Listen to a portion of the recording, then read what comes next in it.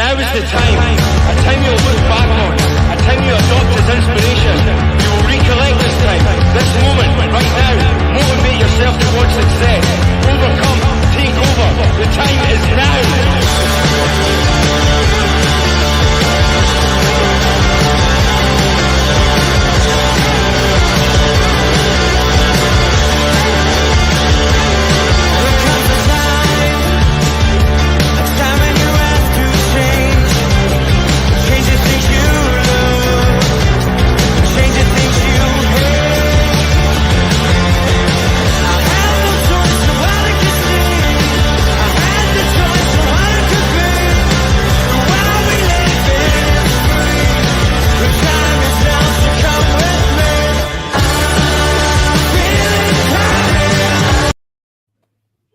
Good morning! Good morning! This is a bit early now, lads. Whose idea was this now? Sunday morning, 10 o'clock. My poor body doesn't know what's hit it. I don't know what's going on. Firstly, we apologise. Sorry, not sorry that we've had to drag you out there on a Sunday morning. But look, we are back. Now, some things do change. No brandy for me today, but I've got my nice little orange juice, a little bit of water, gym kit on. We're ready to go, but some things stay the same, and the loaded Mag NUFC boys are back to give you another show with another fantastic guest talking all things Newcastle United. So welcome on this fantastic Sunday morning. And yes, we have Shane Mawson in the chat all the way from Australia, who's very happy, who's the flip side of us, is now cracked open a beer because it's the evening over there. Evening show for a change, the show. So it's nice to give it back to you guys from down under again. Enjoy it, because there won't be too many. we did always say it would be nice to have one that a morning show that it would allow the guys to watch it in their evening, and anyone on the eastern side of the world, I guess. So, and I guess maybe go further west, maybe they're just going to bed or something as well, or getting up or whatever way it works.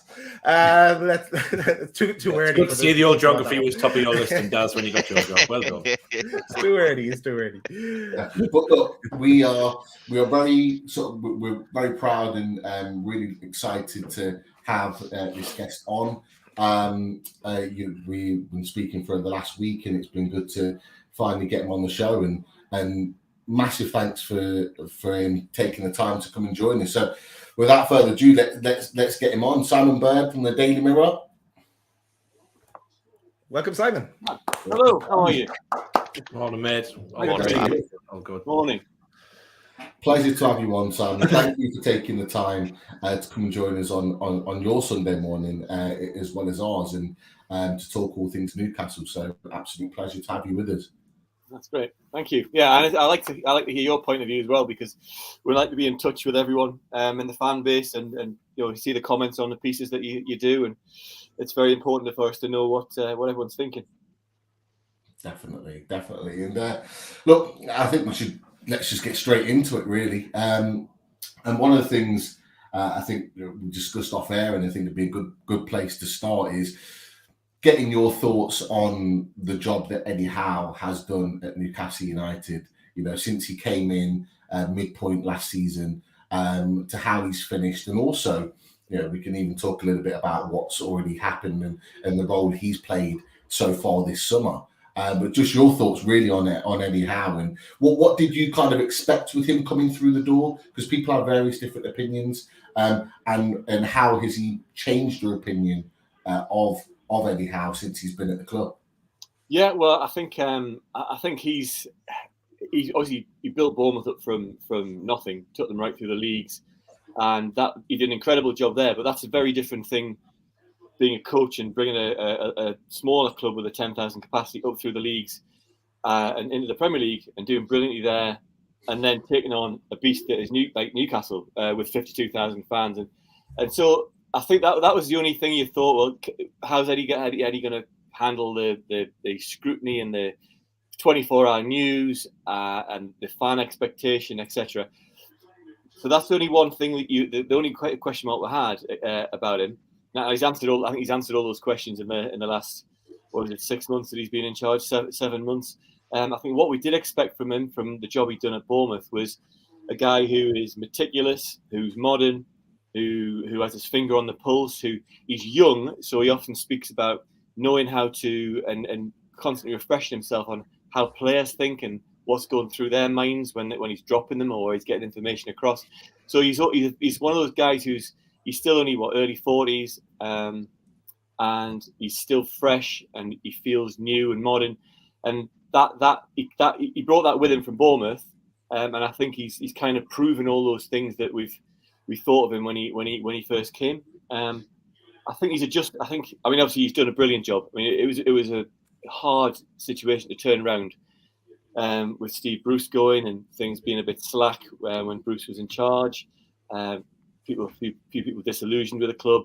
All the fans disillusioned that the place was going nowhere. He's inherited that situation, and he's also inherited managing, a takeover with new people, inexperienced people in charge. So you balance those two things up. That the situation that Eddie Howe walked into, and it really could have been a real minefield. A guy who wasn't as smart as him and experienced might not have been able to cope with managing above himself to the board and Saudis and Staveley, who are inexperienced, and also taking on a massive club that needed rejuvenating on the pitch. And it took a while. It took a couple of months. I mean, remember mid-January, that cup defeat to Cambridge was probably one of the low points of the season, and you were thinking then, is this going to work? But 12 wins in 18 games towards the end of the season, 11th place finish, 49 points. You couldn't have dreamt that in the middle of January that you would have been laughed out of town if you'd said that was going to happen. So he's done a brilliant job. I think he's done a great job so far. Sorry, I'm talking too much. No, I don't know what's happened there. I did something by mistake. Someone's clipped it and I've just come full screen. I wasn't even talking, but yeah. I expected something breaking then, Pete. I was waiting for some breaking news or something. I was just about to type a comment and I was like, no, I won't do that. I was seeing it move. I was like, well, is that me? I wouldn't have minded if I was talking, but it wasn't. Not sure what happened there. But no, I think you made some really good points. I think some of the things, some of the responses about Eddie Howe were from whether it was pundits or opposition fans or whoever was actually quite disrespectful.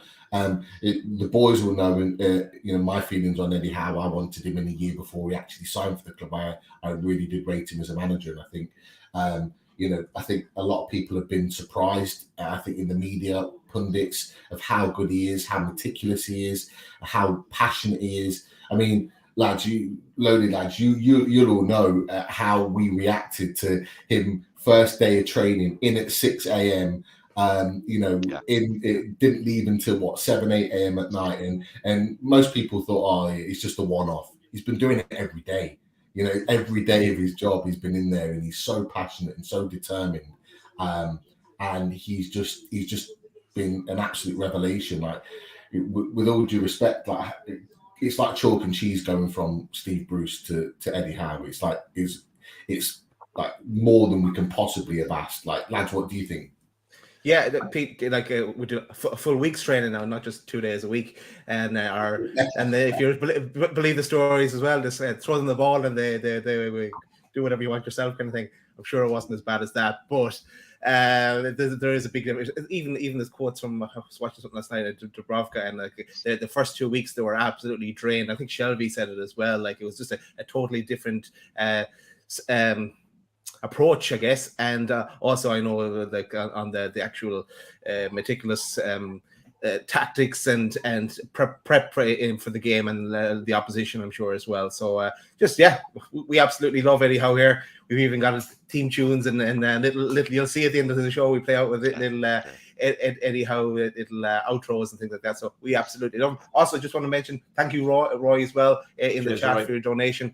That's over to you, Martin. What's your thoughts on Eddie? Yeah, I think there were, there was a lot. As Pete said, there was a lot of disrespect. I mean, there's a couple of clips floating around on Twitter there, the last few days, since the Botman deal broke, of guys on TalkSport listening to, I think after the takeover, one of the first Newcastle fans on saying, I'd love Eddie Howe, and Jason Cundy and the boys on TalkSport laughing at him and going, all that money and you want Eddie Howe. And I think, there's been a lot of egg on faces in certain areas and certain, journals who have come out and gone, I don't think he's the man. And, he's a stepping stone and all this. Listen, he may well be, but he could also be the first manager that actually wins silverware with Newcastle in the way that he's being supported by the management and by the ownership of the club. But I think the thing that hit home for me was, and I think we put it in our chat very early on before kind of the deal was signed, when he was spotted down, I think at the Brighton game.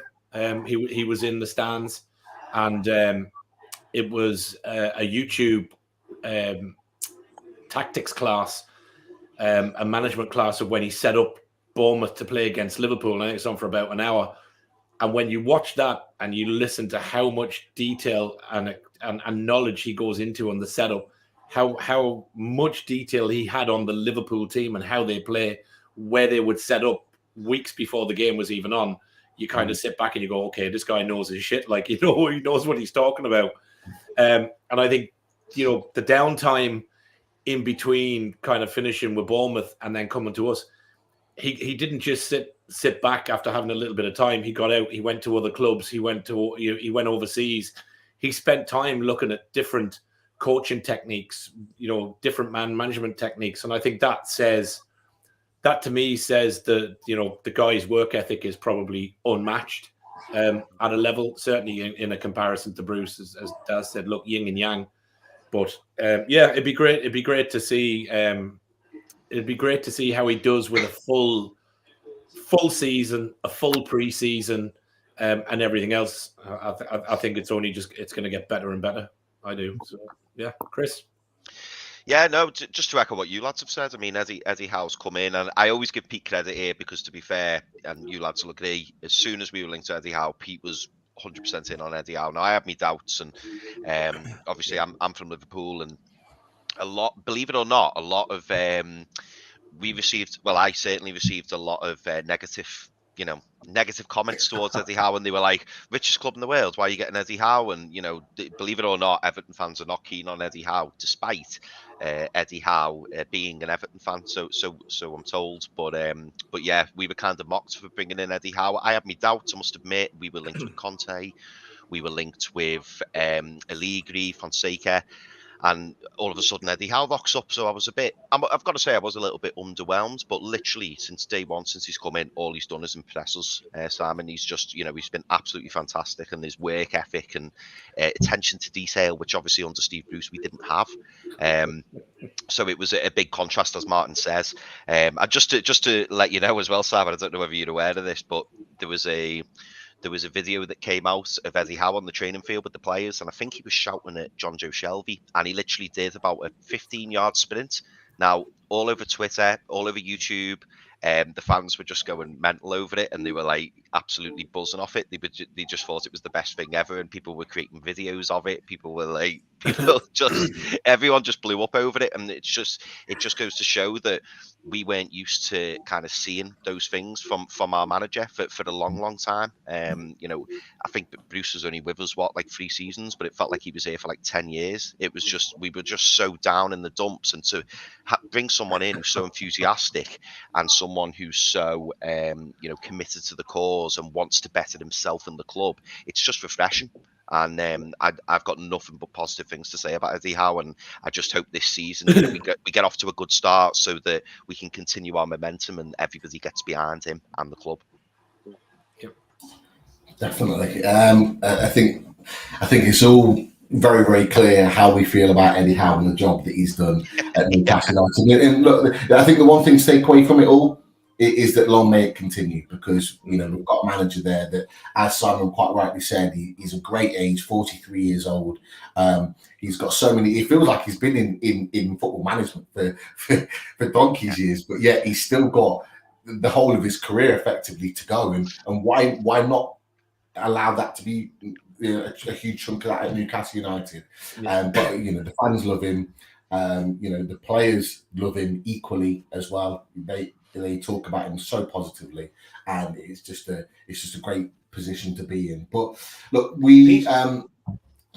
Sorry, Pete. Yeah, just want to mention that Simon, you're fooling no one. It's been spotted in the chat. Hiding that sports mug. You're not getting rid of it. See, this is why we do evening shows that we let Shane up too early. Now he's had a whole day and the brain box is working. When we normally do our shows, Shane's half asleep. So yeah, well spotted, Shane. Simon, anything you'd like to justify? Offer a full apology. I got it when I bought the tennis ball several years ago, and I don't endorse. I'm not getting paid. It's not product placement. I'm not getting paid to. It's just my largest mug, and I need a massive mug of tea in the morning. So yeah. It's even got a sticker saying 60% off on it. Nice. Oh man, eagle-eyed viewers. You know what? Well done, Shane. We should have done some guesses on how long it took people to spot it. That's what we should have done before we went live. But, it wasn't bad. 15 minutes, it wasn't too bad. Yeah, not too bad at all. But look, there's a really good question that I know, Mark, you've got that you wanted to raise. We'll bring that up partway through the show. I think that'd be a good place to talk. But we've talked about Eddie Howe. Fantastic end to the season. Now we're into the summer window. Now we're still early on, although it feels like we're 2 months in. We're still early days in the actual official summer window. Now, from your perspective, Simon, how we've got 2 signings in potentially. Fingers crossed, everything crossed. Our third is on his way, literally flying in the next couple of days. How would you assess Newcastle United's summer window so far? Is it what you expected? Is it gone beyond expectations? What are your thoughts on that in general? Thank you, Limerick Geordie. Appreciate that. Yeah, it's a really novel situation to be. Was it June the 26th at the minute? And there's 2 signings in. One of them's an England international.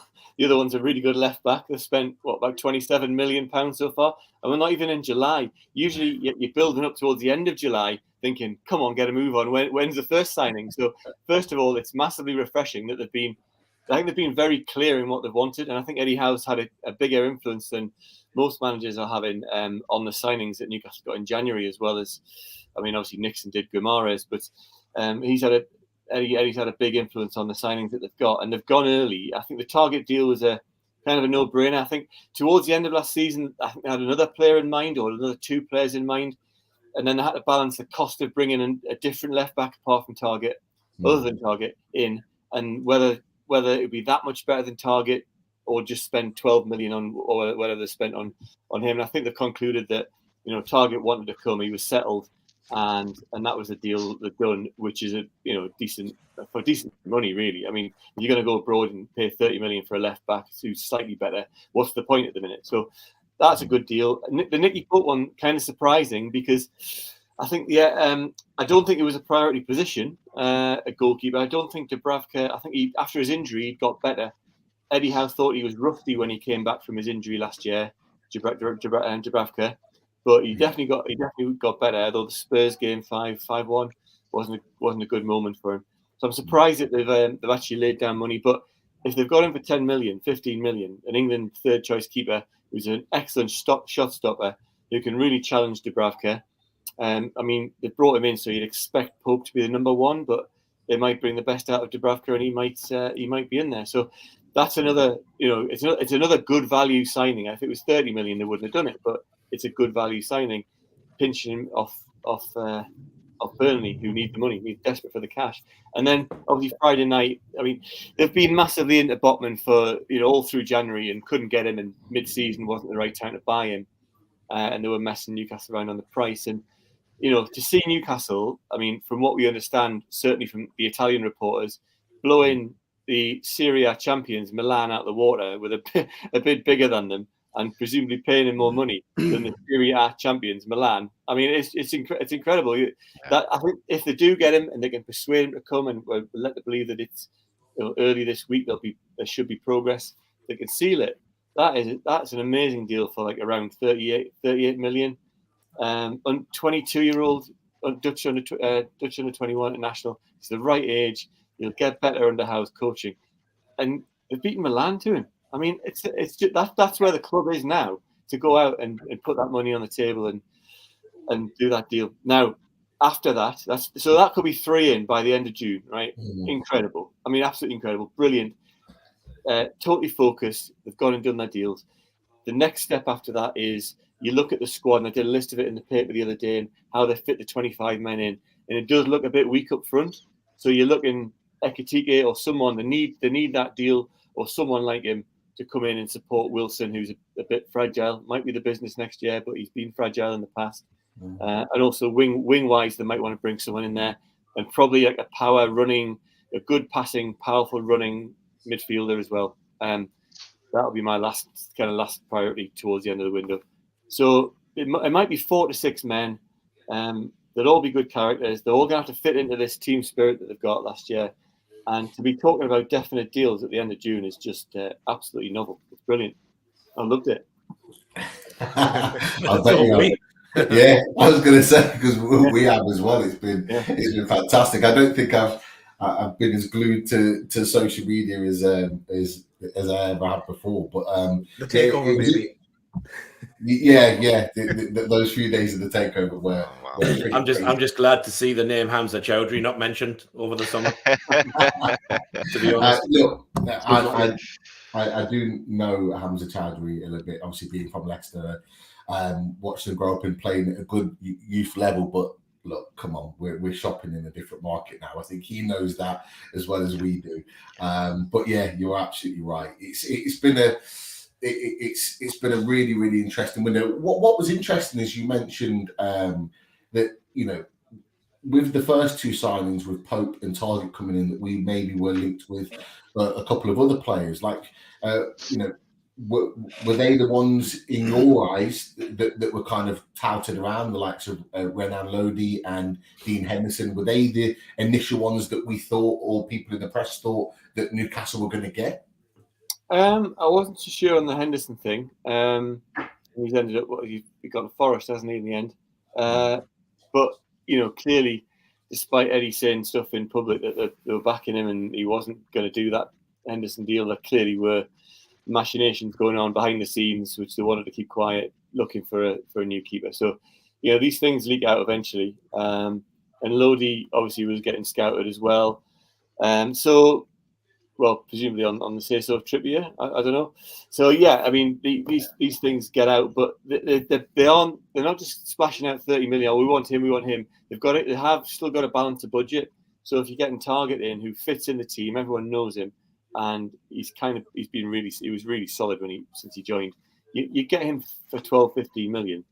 You're going to do that deal, and even if you don't want him in 2 years' time, you can flog him on for 10. And you'll have 2 or 3 good years service out of him if you want to do an upgrade, in a couple of years' time, and you get 2 good years out of him. It's not like unlimited cash, we've been told, and there might be enough for 2 or 3 more signings and maybe 1 or 2 a lot of exits, but one or 2 big money exits. So yeah, it's not like fantasy football. A lot of people thought when the takeover happened in January that it was going to be like proper fantasy football, chasing people, like if it was going to be like a Man City takeover or just an unplanned splash out of money, Newcastle would be putting down 50 million for Raheem Sterling, who's 29, 30 years old, and they would be going for names like that. And I think they're going about it a bit more of a sensible way to get value. And Botman has 3 good years, and he's the next Van Dijk, and he's worth 80 million. And that's what you're looking at basically. That's the kind of, they want to get good players who are kind of proven now fit in, but also players with a double, triple year money transfer value potential to build the club that way. And that's an important element of managing a football club as well. Liverpool have sold big money players in the past, and really built teams around that as well. So Newcastle have got to be good sellers and good investors in this market, and I think they have been so far. Definitely. I'm gonna stick to some of the players that you've already discussed, because I'm going to work my way through them slightly. So obviously, you talked about the Renan Lodi. I think he was quoted at 25 million, but we've gone and signed Target and Pope for that price. I just think that's fantastic business in general. But going back to Sven Botman, he is a player that we admire a lot, and we're all very excited for him to come in.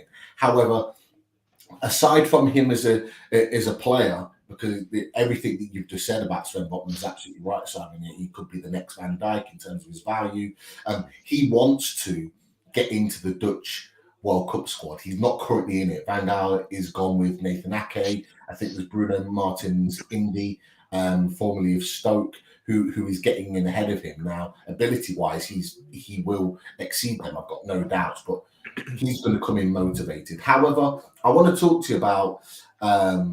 There's been a lot of talk in the end of this kind of ongoing saga with Botman, and you talked about the Italian press saying that he only wanted Milan, he didn't want Newcastle, it's only a backup choice or it's a fallback to all the rest of that. But the one thing that we really noticed as a channel is that when we were talking about it, the Northeast media or the Newcastle press weren't really saying the same thing. That their kind of stance on this Botman situation was always very different. So it was really weird that they were really honing in on that. Did you guys, as Newcastle, who report on Newcastle, did you notice that yourselves? And what was your understanding of that Botman deal? Were you always of the mindset that he was keen to come? Or yeah. Well, I mean, during the transfer window, January transfer window, he was keen to come, and he made that very clear to people at the club, and he would do it. So Newcastle hasn't been on the back burner for him. It's not like a second choice or anything. I think, and I did a story on February the 1st, February the 2nd, after the window had closed, saying very clearly that Botman is their first target, and Ekitike as well. They're going to go straight back in for the two guys that they couldn't quite get. So it's not a scattergun approach. They've been watching him for months, or probably years actually. But not Ekitike because he's just burst on the scene this last season. So yeah, they're not going to just suddenly leap to other targets when they've done the scouting and the homework on people they're going to spend 30 million on. And it was clear in January that he would come. Now, if the Italian champions are in for you, you're going to listen carefully. Maldini, all that kind of stuff. I mean, what an opportunity that would be. But yeah, I think ultimately, you can. Players are like mini corporations, and they're getting paid tens of millions of pounds over a series of a contract. And if Newcastle put £1 million extra a year on your wage, or in Milan, or $500,000, you're going to listen to that because it all adds up. And then if they also make promises to him that will push you for the Dutch team, we'll develop you. You're in the Premier League is the number one league in the world, right? It's dominant league. It's the one everyone wants to watch. It's the one where the best football, the most exciting football is played. And that's where ultimately as a player, you test yourself and you become the world's best. And I think despite the history of Milan and how they win stuff all the time, that's what wins over. And I hope we're talking about him on Wednesday as an actual Newcastle player, and there's no snags in the deal, and all the ducks are lined up for tomorrow or Tuesday. Well, I think we Loaded Mag NUFC hope that Botman side, because we did a whole reaction show to him. We went in, didn't we? We went in. Yeah. We were celebrating and very, very excited about that being potentially going for it. And look, I believe it will. I think it was put in the chat by one of us, and it's looking like a medical or flying in Monday, medical Tuesday. I think it goes back to that thing, Pete, we were saying on the show the other night is. And I'm sure Simon knows, the club, the deal, kind of, I would think doesn't break unless there's clear indications from the player's agent that, look, terms, wages, add-ons, inclusions and stuff in contract, length of contract and so on are not already pre-talked about and certainly semi-agreed. And I would think that the medical really is just kind of crossing the T's and dotting the I's and letting them having a look around the ground and everything else. But I'm sure a bulk of that stuff is done before a guy gets on a plane and heads for a medical. You would think that, that's not going to be done when he arrives at St. James's tomorrow at some point, hopefully. Yeah. So yeah, I'm fairly confident. And you lads know I had a bit of a wobble with Botman kind of every time after it didn't go through. And I was like, great player, but I'm not 100% sure that, it'll happen, and it's been a tough saga. But if we get him, it's a class signing. Definitely. And I've got something else to come with Simon and the boys with regards to potentially Botman coming in. But first and foremost, 420 watching us live at the moment on a Sunday morning is a fantastic number. Thank you to everyone in the chat. As we said on Friday, if you haven't already, just click the thumbs up button. It doesn't take a second to do, but it means a hell of a lot for our channel. It gives us more exposure. It gives other people the opportunity to see what we're doing as a fan base, talking about the club we love with a fantastic guest in Simon Bird. So if you haven't already, just click that like button, that thumbs up button. It means everything to us, and just takes a second to do. I think sorry, Pete, that's the important thing. I know you're going to talk about the subs, but that is the important thing. You know, without those likes and us getting out there and the hard work that we do in behind the scenes, we don't get anywhere near having people like Simon come on the show, because those likes and this channel getting out there a bit further lets people see that, yes, we are fans, but what we do, you know, we try and do well. We bring guests on, we treat them respectfully, they have their views and their opinions. And I think when we started off a year ago to get to where we are now on a Sunday morning, you know, sitting out the shed in the back of my garden talking to Simon Bird, is probably something we would have dreamed of. And I think we need to thank people that have already hit those likes and stuff, that as a channel we've been able to grow and get guests like this on, because it is absolutely phenomenal. So yeah, subs, go on, Pete. Yeah, maybe I'll jump in here, Pete. The way, I wanted to describe it to people in a different way. Okay, so as we said before, there's a red button in the bottom right-hand corner. If yours says subscribed and it's not red anymore, I think it's gray, don't worry about it. You're with us. You're with us on the journey for a long time. But if it's red and it says subscribe, make sure you hit it, because that pushes us up as well. So, and also there's two other buttons. One, if that says join, if you want to become a member, it's $1.99 a month, and you get into the prize draws with their sponsors. And then there's also a button, and no one has ever pressed this button yet. It says thanks as well. So give that a press if you want it in time as well. Check it out. But back to you, Pete. Yeah, with Sven Botman coming in, we've now got a little bit of a dilemma potentially, because we've got three very talented centre-backs at the club, and the way in which Eddie Howe's playing, we only play with two. So you've got Sven Botman, the left-sided centre-back, the man mountain that is Big Dan Burn, who's also a left-sided centre-back, and then you've got Fabian Shaw as your right-sided centre-back. You could also throw Jamal Lascelles as captain, who also plays right-hand sided as well. So, you know, the question is that in your opinions, and I'll come to you first, Simon, who starts for Newcastle United? You know, it's a big dilemma for Eddie Howe, you know, to choose. It is, isn't it? It's but I mean, all the big teams have 3 or 4 good centre halves. You know, you definitely need 3. And probably where Newcastle want to go, you need 4. So Shaw and Byrne were really good last year. It looked a really good combination.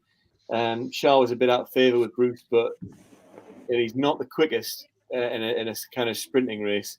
But his passing is quite good. He's good on the ball. He can pop it around. And I think Howe wanted that in to make more positive passes from the back as a major part of the way he wants to play. So he did really well, didn't he? And Dan Burns just fitted in like he's just been brilliant. And, you know, very key to the core of the team spirit and all that kind of stuff, and being local lad. So, yeah, I mean, Byrne and Botman are both left footers. So can you, I would think it would be Byrne and Botman, to be honest, even though they're both left sided. And maybe Shaw gets slipped out, and then Lascelles, I mean, Lascelles is club captain, but will he want to hang around if he's like 3rd or 4th choice centre half, if that's what he ends up? I mean, I think Lascelles will look a much better player in a forward-thinking, positive team that's doing well. I think he'll look a much better defender when your mates have got the ball up the other end of the field and you haven't got to do much. So he's been a bit unfortunate. He's played Newcastle during a hard time. You look a good defender when you've got better players up front around you. So will he be one of the ones to sell? That's like one of the interesting bubbling questions. Like, I don't think Lascelles will ask to leave, but you just wonder if there's money on the table and another decent Premier League team comes in, whether Newcastle will be tempted. Fernandez's days look numbered. I don't see how he can make the 25-man squad. I did a mock-up of the squad in the paper last Thursday, and I think he's gone. He's not going to be in the 25-man. Paul Dummett is also a left-back, kind of left-sided centre-half, versatile. His versatility gets him in the squad, probably. So, yeah, there's quite good options there. I think forget Botman. They're not going to be looking for any more defenders. You've already revamped the defence with Trippier, Target, and Botman. So you're moving on up front and in midfield to the next targets, I think. Yeah. Boys, what do you think of that then? So Simon's gone with Byrne and Botman as your centre-back pairings. I know Paul Oxley in the channel, welcome to Paul, is in full agreement with Simon about Botman and Byrne being the centre-back pairings. Have we got anything different from you boys, or is that the pairings that you would go for? I think it's going to be Botman and Byrne. We spoke about the other night. I'm not a big subscriber to this. He's left foot, he's right foot nonsense. I think if you're a good defender, you can defend. I think a good central defensive pairing. So if you want to look at a Ferdinand and a Vidic, or you want to look at, John Terry and players like those that even Pallister, and as much as I hate to say it, Bruce, they played off of each other. So I think it's literally getting that understanding as a parent, whether you're left or right footed. And I've kind of, some of the clips I've watched of Botman, yes, he is left footed, but he's also played on that right a few times. He's gone central sometimes. He's played further right. He's played further left. So I think there's versatility there. So I think Dan Byrne has been class since he came in. I think he's improved defense. I think him and Target obviously came in and did their jobs, but I think Eddie Howe will start. I think so many people saying, Botman will be eased in. No, I don't think so. I think he goes straight in after pre-season. I think you start with Botman and Byrne, and you've got two Goliaths in there, and Nick Pope behind them. I think that's a massive, massive change to that defense. So I don't subscribe to this left foot, right foot. Doesn't matter. Kick a ball, get out of it, head it, whatever. Don't need a foot. Dan Byrne doesn't need feet, just lumps the baby with his head, man. That's all he needs. I've had a different take, and funnily enough, it's what Simon and obviously Paul Oxley in the chat had said, about Sven Botman being predominantly left-footed, but he's comfortable with both feet. And they were very much saying that Sven Botman will play on the right side of the central defence, and Dan Byrne will continue in the left side of the central defence. I mean, you boys know I'm a big fan of Fabian Schär. So I think, me personally, I think I would probably like to see Sven Botman, and also, sorry, just to add, I would like Sven Botman to come in and play the position that he's used to playing. And my understanding is that he is predominantly a left-centered centre half. So for me, I'd rather see Sven Botman come in at the left-hand side of the central defence and have Fabian Schär next to him. But I just wanted to touch on what Simon was saying then, and I think he's absolutely right. And it goes back to Jamal Lascelles ultimately. When you look at the wing back positions, so you've got Matty Target in a left back. You've got Jamal Lewis, who will probably be the understudy to Matt Target, and then, as Simon rightly says, you've got Paul Dummett, who can play both left centre back and also left back. So that's probably our left hand side sorted. And then you've got the right hand side, and you've got Kieran Trippier, who's going to be first choice right back. You've got Emil Kraft, who will probably be his understudy, and then you've got Javier Manquillo, who can play both sides. So I see Javier Manquillo moving on. I think Simon's already said I'm a fan of Federico Fernandez, but I do acknowledge that I think his time at the club's probably up. You've also got Kieran Clark, who is also a left-sided centre back. He will probably go. But the big one for me is Jamal Lascelles, and I think if we see Jamal Lascelles move on, I think that's when we bring in a right-sided centre-back as cover, or potentially to be the first choice alongside Sven Botman. And then you'd have Sven Botman, you'd have Dan Byrne, you'd have Fabian Schär, and then a new right-sided centre-back. I mean, I'm not opposed to what you boys have said there about having Dan Byrne and Sven Botman as centre backs, and then with Nick Pope in goal, because you're talking 6'6", 6'5", and 6'7". I mean, that'd just be a nightmare for any strike force coming up against that. But yeah, they're my thoughts. I think Jamal Lascelles, whether he stays or goes, will determine whether or not we bring in a right-sided centre back. Because I agree with Simon. I think Federico Fernandez will go, and I think I do believe Kieran Clark will go. So I think if both of those go and Jamal Lascelles, I think we'll bring in a right-sided centre-back. But otherwise, we may just concentrate now on midfield and attack in terms of incomings. Okay, my thoughts. I think it's pretty much this. I'm agreeing with what the lads are saying. I think it's going to be Byrne and Botman. But yeah, just to throw something else into the equation, because a few people have mentioned it in the chat, is a potential for a 5 at the back with those wing backs. But I don't. I think he'll stick with what he knows, what he's done last season. Even though we'll get a clear indication from the preseason games. But I think all eyes are going to be on that first team sheet at Notts Forest. That'll be as much of interest as will the game itself. So who makes the team, and there'll be a bit of fluidity as well. That word again with the team as well. As in, we're not going to be worried if someone gets injured. Now we'll have someone that can slot into those centre back pairings. So that'll be pretty good. A nice thing to have for us. I'm not used to that. Definitely. Just before we move on to the next point, because I know Mark's got a really good question for Simon. I actually agree with what Chris says in terms of Botman playing in his most comfortable position. If you've ever watched Sven Botman play, anyone in the chat, anyone that's listening, his ability on the ball reminds me of Florian Lejeune when he was at Newcastle United. And the one thing I love about him, he's a no-nonsense defender, but on the ball, he is a very, very good passer of the board. If you looked at when we brought his stats upon it on one of our previous shows, his passing accuracy is fantastic in his own half, in the attacking half. He is very, very good. And what I love about him, he plays this one left to right switch ball with his left foot, whips it. He's got a fantastic switch ball play, and it's pinpoint. And we lose that if he plays on the right side of the centre back, because he's not able to do the same with his right foot. Whereas Dan Byrne, it hasn't got that ability. And it's something that he has that opens up the game, aside from the fact that he's a fantastic defender and that he reads the game. He offers something different with the ball at his feet. So I do agree with what Chris says. And if we're going to play him, he needs to play in his predominant and best position. And we partner him with someone around him, whether it is Byrne or Shaw, for that reason. So, yeah, just wanted to add that in. But again, 500 watching the show, fantastic numbers. If you haven't already, we've said it before, click that thumbs up. Brilliant stuff. Thank you for coming on the journey with us. Mark, I'll leave next one to you. Yeah, well, look, I think we could probably sit all day talking about transfers and who's in, who's out. But I suppose my question, we chatted kind of coming on air.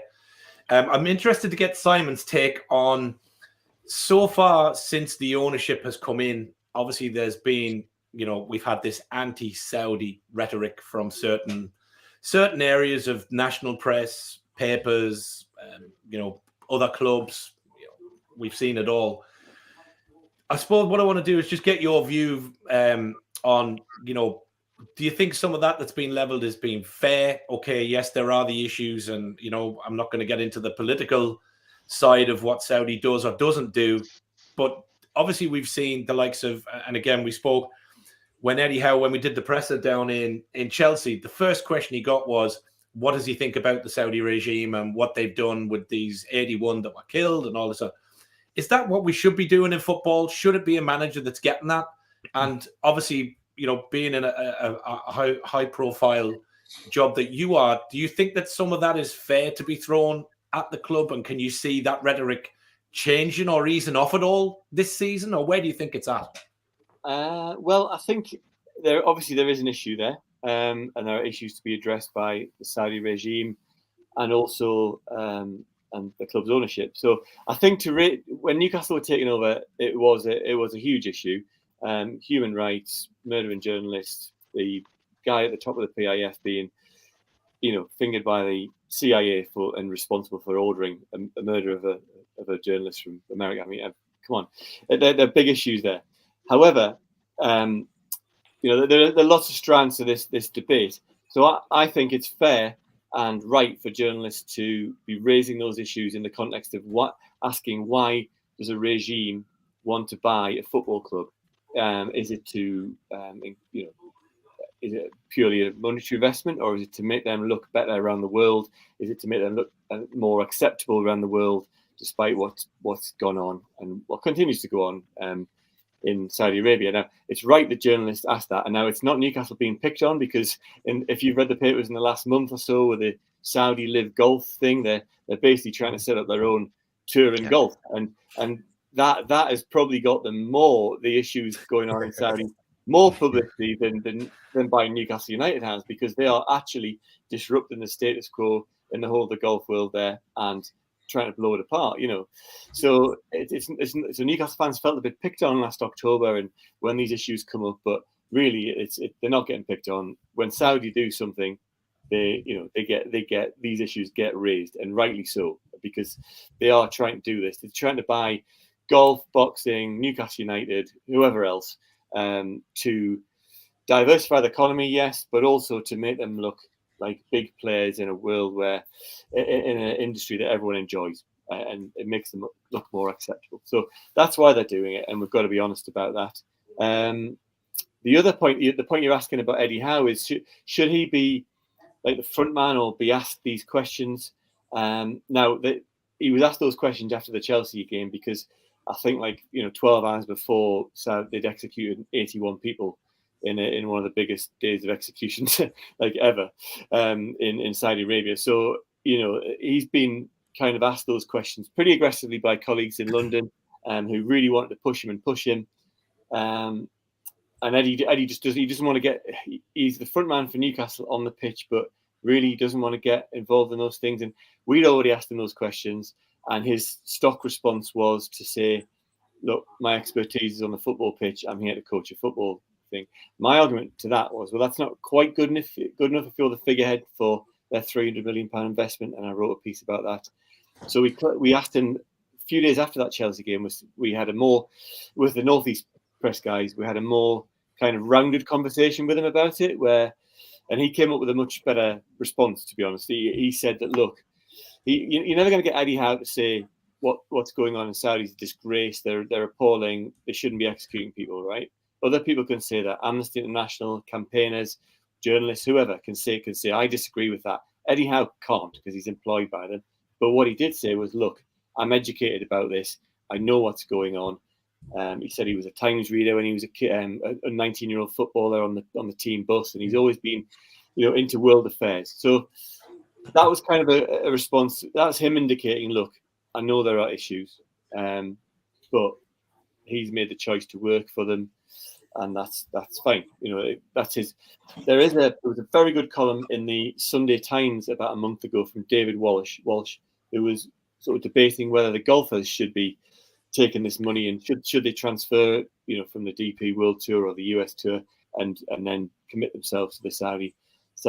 And his point was that, well, I mean, I think my point is as well that, that a lot of the problems with the Saudi regime politically would Newcastle fans feel they're being dumped on the club and on the fan base. So Newcastle fans feel like they're getting blamed for supporting the team that they've always supported, because it's now owned by Saudi Arabia, which is massively unfair. And I think most fans, and my sort of kind of settled opinion on this now, is that we've got to cover the football. We've got to enjoy what's happening at the club. We've got to enjoy the investment. And if there's a problem with the Saudi regime that is serious, and that is serious enough that people want to change it, there's a government, which we have now, who should be changing it. At diplomatic level, we should be changing it. At business level, instead, we've got Joe Biden probably going to meet the President of the United States, going to meet Mohammed bin Salman this week. We've had trade delegations going. We trade it was $8 billion a year with Saudi. We're selling billions of pounds of arms. There's a load of stuff which we can do as a country to influence and correct the situation in Saudi Arabia, over and above what Newcastle fans can do. So don't tell Newcastle fans to boycott Newcastle United because they're owned by Saudi Arabia.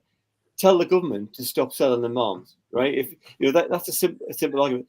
There are bigger things that a government can do if it's that wrong, and it is wrong. So a lot of it is very wrong, to stop the situation. But what we're having now is, after 3 or 4 years of Mohammed bin Salman, the Saudi leader, being ostracized by the world diplomatic community, suddenly we need his oil and we need his energy we need him to help our energy policy and to release more oil and to get our oil price down. So suddenly everyone wants to be his friend again. So, these are really complicated diplomatic issues which shouldn't be dumped on the heads of Newcastle United fans for enjoying the change that's happening in the club and for having a bit of hope in the club. Now, I hope Newcastle fans, sensible Newcastle fans, realise the issues. And I don't know if Newcastle fans can change anything in Saudi Arabia, but I certainly think they should be aware of it and they shouldn't like some of the stuff that's going on, and they shouldn't be brainwashed into thinking everything that Saudi Arabia does is brilliant, because it's not. And a lot of what our government does is a lot of.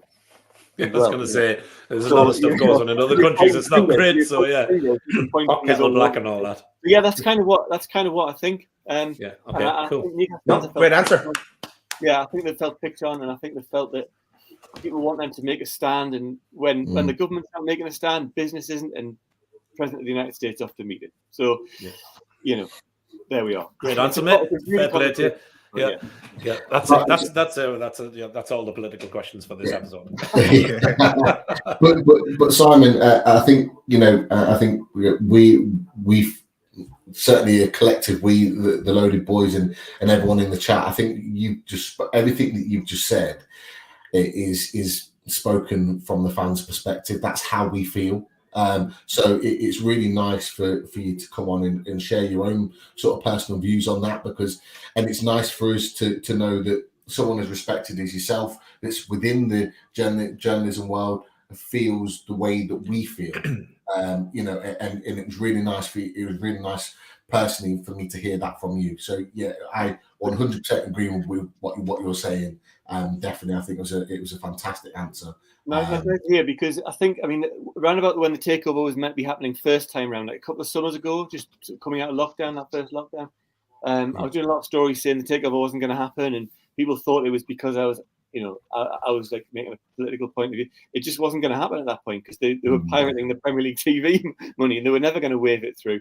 And I've done a lot of thinking over the last 2 years. Probably the most complicated story I've ever been involved in terms of your emotions about wanting to see your club be better and be invested in and have hope again, and a regime like the Saudis taking over. Now, the moment they start pushing it as a Saudi entity rather than a Newcastle-based entity, which they're custodians of, I think that might become problematic. The more they start using, promoting their state through Newcastle, which they're not really doing at the minute. So, the moment they start really pumping money in like that, which is unsustainable, which they say they're not going to do, that's when it becomes more of a problem. I think Eddie Howe, just to the original question, isn't going to be asked those questions every week, and he's not asked those questions every week. We generally ask him about football, players, form, fans, whatever's going on. We do, but it's just when there's going to be moments in the season, and when we said this to Eddie in an off-the-record chat at the end of last season, that you're going to be asked these questions again, and you've got to have your answer ready, but only when there's issues cropping up. So if they start a war again somewhere else, or whatever else happens, there's going to be moments when the issues raise their head again, and they have to be reported. Fair enough. Perfect. Right, from political back to football. So at this point in the show now, we put it out when we tweeted out about the show, and we like to do this because we have so many in the chat, so many that support the channel that put questions to you, Simon. So we've got a few questions that we've starred as the show's been going on, and we'll try and rattle through as many as we can before the end of the show. Does that sound okay? I'll be quick. Yeah, I'll do quick answers to you. Perfect. Okay.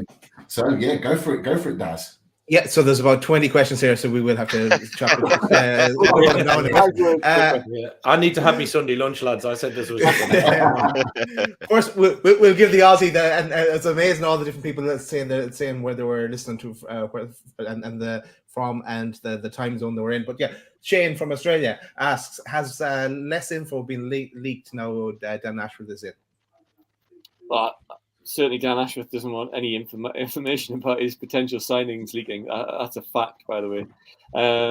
So the club are quite tight on these things. I think a lot of information comes from, you can't get it confirmed within the club, but a lot of information comes from abroad these days, and from the club that you're buying from, etc. So, and journalists who are working very closely with other clubs in Europe, which is another change to our job. We're shopping in Europe now, so we've got to get some colleagues in here on the continent to help us out. So, no, I don't think it's changed very much. I think, I don't think that's an issue. I think Ashworth does want to get deals done as privately as possible, and he's a very good operator. Nice one. Question from Alex from the Toon Review, and big shout out to Paul and the crew there as well, and make sure you give them a subscription as well. But Alex asked about your opinion on the contrasting reporting between the British and Italian media all around the Sven Botman saga. What's your thoughts on that, I guess, Simon? Well, I think they were reporting earlier in the month very confidently that they would get Botman. And I think if you're covering the Italian champions and you're speaking to people in Milan, and you want a 22-year-old Lille defender, you think you're going to get him. So and you're going to be told, like we were told during the first takeover, it's going to get done. It's fine. It'll be now. Often you get told stuff which is a hopeful punt rather than the reality. And it's our job to work out what the reality is. So I think the Italian media had different sources, and I mean obviously the Botman camp's probably been playing the two clubs off each other, so both were confident, and only one winner. There's only going to be one winner. That'll be Newcastle. Cheers, Simon. Next one, and I'll try and spread it out so everyone gets a question in. But Jordy, Toon for life. Does Simon get a sense of fear or jealousy from the Southern press colleagues about what's happening at Newcastle? I don't know. I think there's a bit of amusement. I think we've been this I mean, when I started the job, and it's 20 years ago, I don't look that old enough for that. It's 20 years ago. It's that big mugger team, mate. And I was here, my second season was when they qualified. We finished 4th. We got the Champions League, UEFA Cup, the whole run of European trips for 5 or 6 years, and it was amazing. And we were big news then. Every day was a page lead from Newcastle, and you were really on the map. And the worst thing was from 2008 onwards, we just fell off the map. Nothing was happening apart from 2012 when they got 5th and the Pardew, who did a really good job. We just fell off the map, and we weren't signing players. We weren't involved in transfer windows, and I think we're now back on the map. And that's the great thing for me as a journalist covering the club, is that people are interested. Whether they're jealous, I mean, my colleagues are covering Arsenal, and they're Arsenal fans, and they're covering West Ham in Europe, and they're covering Chelsea in Europe. So I don't think they're quite jealous of us yet. I think we're in the Champions League. And we're flying to Milan and all that stuff in 3 or 4 years. They might get jealous then. I'm jealous. I'm more jealous of them, to be honest. At the minute. At the minute. That's the key. At the minute. I'm going to combine about 3 or 4 questions together, and it's about, I guess, who you see coming in next. Okay, if we assume Botman gets over the line during the week, because people are mentioning Diaby, seen people mention Osimhen, and a few more players. Who would you think we could see coming in next? Or your general opinion, I guess. Well, I mean, Ekitiki's been on and off, and changing demands and all that kind of stuff. And like I said in February, that if he's still the number one target and they think he's value and that they can flog him to Real Madrid after 3 good seasons for 70, 80 million, then great. I think they're probably going to persevere on that. And although the deal's off, I bet it's not completely off. I bet you there's still a line of communication there, and people kicking each other's arse behind the scenes and saying, what you're playing at, what you're going to be left with if we pull out. So you wouldn't be surprised if that one veers the other way after being off last week. So I would also want them to look at a striker. I mean, they were so into Lingard in January, trying to do that one later on. Lingard's wages at Man U must be $250, $300 a week. Newcastle can't afford that now. Can they pay him a lump sum transfer fee and compete with West Ham for Lingard? That'd be an interesting one to watch. Dominic Calvert-Lewin, I'm quite a big fan of him. So he'd be massive money, and it would disrupt the rival. I'm waiting for a reaction. Controversial. So yeah, I think they've got to go striker next, and they're the expensive ones, aren't they? So 50 million. Can they afford that? Hope so. Well, maybe a follow-on question there, and it's this would be a controversial one if it happened.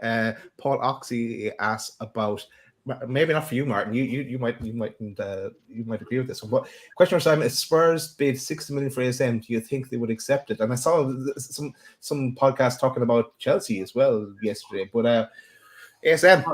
Well, let's go to the figure right before. So if you bid 60 million for Alan Saint-Maximin, would Newcastle accept it? Bite their hands off. I think you start thinking about it. You start thinking, oh, would you go for it if it was 35? 40, maybe. On a sliding scale. Above 40, you might go, yeah, okay, we'll invest somewhere else. So, I mean, he's a really exciting player. I think there's loads more to come from him. And he's so charismatic and just a game changer. And but I just wonder if he's an Eddie Howe player. And whether you want someone a bit more teamish in front of target on the left wing. And is he a bit erratic? And he had a little bit of a dip last year. So if someone bid 60 million, if I was Dan Ashford, I'd go, let's talk, right?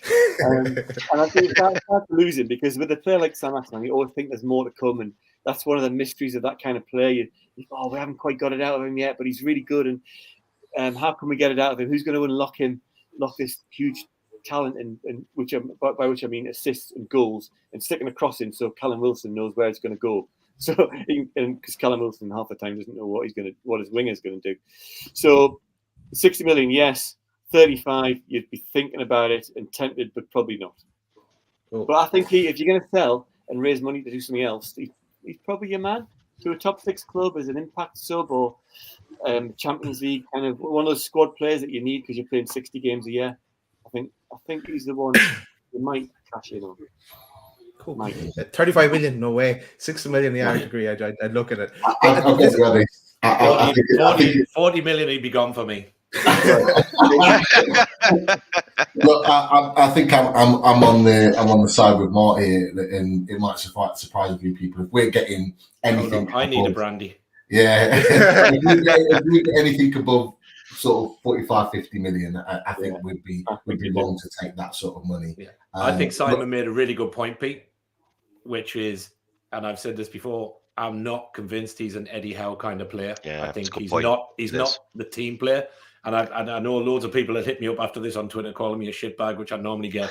But obviously we've seen I get loads of grief over ASM because we don't normally agree on him. Is that what we call it? Yeah, it's great. All the videos of him running up hills and everything else. And somebody sent me, look at the work he's putting in. Look at him running up a hill. And I put one line back, which was, do it on the pitch, and I got the flack I got for saying it. So I try not to comment too much the last week or so on ASM. But yeah, I think I just don't think he is an Eddie kind of player. I think sometimes you have to invest too much time with one player, and I know Eddie Howe definitely likes to work at a player level, man management wise. But I'm think if there was a decent bid came in, I think they would definitely take it. Invest elsewhere would be my opinion. But I've got a good little Sam Maximin story from the end of last year. It's the summertime. We visit the training ground, and they all park their cars, and they all come in their fancier cars when the weather's dry and sunny, and rather than the Range Rovers. And there's a place just outside the entrance where there's the entranceway, and then there's the manager's car and the skipper's car. So Lascelles and Howe park either side of the entrance. So they've got prime parking spaces, right? So I cycle in there. So you go through the car park.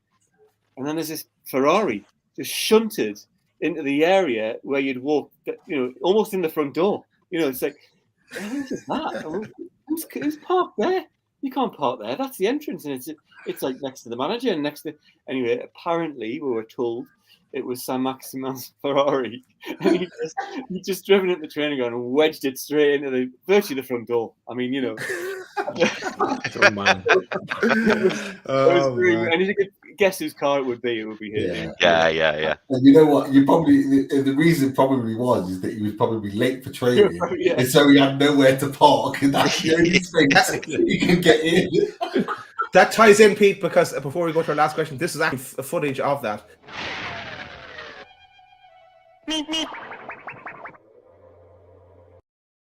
That was him getting into the training. So one last question. That's him running away from target when we're on the defence. one last question, and this is for everyone. I want to go to Simon first, and this is something we mentioned off air as well. Is what does Simon actually class as a successful this season? That's a great question, and it's going to fill lots of words next year. So I think top half is kind of part of the course. I would say part of the course with the spending they've done, and these two windows would be 8th. I think if you look at the top 7, their turnovers are massively inflated from Newcastle and the wages they pay. But I think if they could finish 8th would be great. 7th, like that's best of the rest, isn't it? Like West Ham have broken the mold a bit last year. I think they got 49 points last year, and 56 was 7th. So there's a 7-point gap there. If they can have a steadier first 18 games and not have to win 12 of the last 18, then it's kind of possible with a few more additions and a bit more attacking, and the 8th place. I think 8th. I'll be delighted with 8th place. I think the players are actually, Joe Linton let it leak in May. They want to try and challenge for Europe, and you can't knock that ambition. That's the ambition that they should be looking at, and that's great that players are saying that. And Bruno's not going to be hanging around. He wants the Champions League football. He mentions it in every interview. So, that's the kind of ambition you're hearing of them. That's brilliant. Yeah. Cool. Pete, your thoughts on where you want to finish before we quickly round out the show? I would be happy anywhere between 10th and 7th as a first season next season. And the reason being is because that's on the proviso that we do not have any involvement in the relegation battle at all next season. The one thing I've banged on about for 2 years is that the takeover will allow us to never have to worry potentially about relegation ever again and being involved in that battle. So that's the one thing I don't want to be involved in whatsoever, and I don't believe we will be. But if we're anywhere between 10th and 7th next season, with a couple of really good cup runs for both cups, I should add, that would make for a really, really good progressive season for me. Yep. Cool. Martin? Yeah, I think, look, like Pete and Simon have both said, I think if we could, I would love to see us push for that 7th spot and get into Europa League or something like that would be amazing. But I think that would be, I think that's the higher of the echelon, I suppose. Just for me, top half, anywhere from that 10th down, and a really good cup run. I'd love to have us a really good cup run, FA Cup or Carabao Cup, and get to Wembley and this time give it a bloody good stab, because the last time twice I've been, we bloody lost. So yeah, before I peg it, I'd like to see us win some silverware, but I think the cups are probably our best bet to begin with. So yeah, I'd be happy with that, and I don't think we'll fight relegation. Surely Eddie's not going to let us lose another 14 games next season. So I think we'll be way better off, and I think the additions will make us a different ball game this season. Chris? If you were to ask me now, as things stand, assuming that Botman's going to come in, I would say, I would say probably 10th upwards. It really does for me. It depends between what happens between now and the start of the season. I think if we sign another 3, possibly 4 really real quality players, I think I'll be looking at maybe 8th upwards. Because if we bring in a top quality striker, a top quality winger, and somebody else to compete in the centre of midfield, I don't see why we can't do that. I mean, we've got to remember the start that we had. What was it, the 4th of December? We had another win last season. And you think if Eddie Howe come in at the start of that season, and we'd had the takeover, we'd had the renewed optimism. I mean, St James's Park, as we all saw at the back end of last season, St James's Park is a place that no opposition fans will want to come to, or players. We really made it the cauldron that it used to be. And I just think home advantage next season is going to be huge, especially if we bring in a couple more players and the fans are just totally 100% behind the team, behind the management, behind the, all on board, all on the same side. So for me, as things stand right now, 10th and above. But I think if we sign 2, 3, 4 real quality players, I think we'll be looking 8th and upwards. That's Chris, and mine thoughts. I've said it before. 8th is my marker, and depending on who we potentially bring in, we might gradually look upwards. But 8th is be happy with. But finishing top 10 as well. Actually, we don't have to worry about relegation anymore. That's the main thing. So, but yeah, that's it from the questions really. We do need to give a shout out to sponsors as well. Pete, where do you want to go next? Yeah, look, 600 in the chat, watching live. Massively appreciate your support as always. Only 220 odd thumbs up though, so click that thumbs up before the end of this show. Come and join Loaded Mag NUFC. We're 100 subscribers away from 4K. So we are moving nicely towards that next milestone. So come and subscribe, click that thumbs up. And yeah, first and foremost, Simon, an absolute pleasure to have you on with us for this show today. Thank you, Simon. I really appreciate it.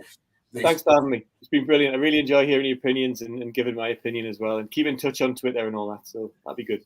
We'll do. Definitely. We'd love to have you on later on in the window to discuss again, time permitting. That is for sure. And so, yeah, I'm sure everyone else in the chat 100% agrees with that. It's been a really, really enjoyable show. So, that's sponsors and then out. Yeah, so shout out to 1881 and the range that Bronwyn has on our website. Everyone knows already, and you know where to go to find it. Also, blackandwhitearmy.com, which is you can get to that from the 1881 website, and also you check in there, you'll see the loaded hat, which that's my one. Also shout out to Shyburns and the range that Simon has on offer there. And we'll shortly be getting Simon on with us to launch the loaded t-shirt that we have mentioned before. So that's coming pretty soon. Just need to agree a date.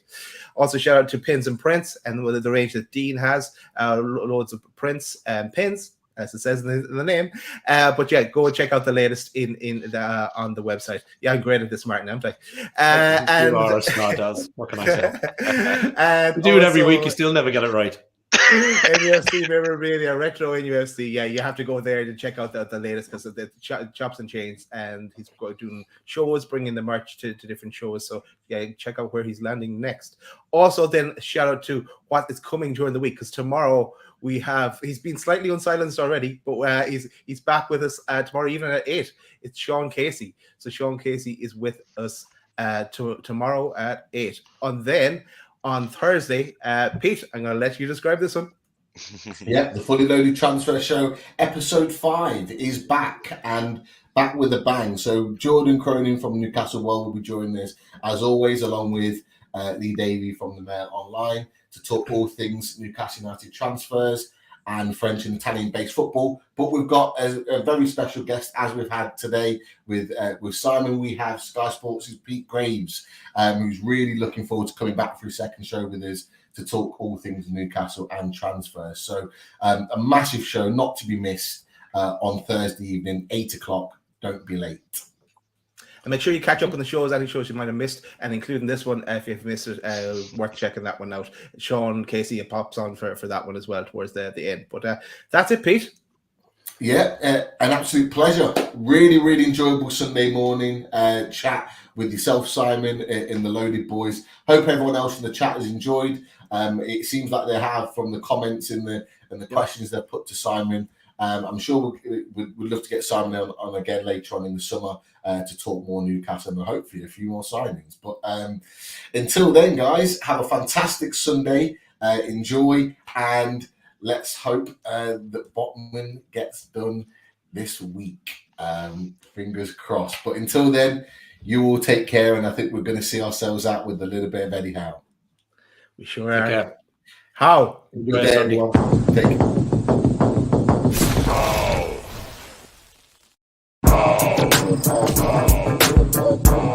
Oh.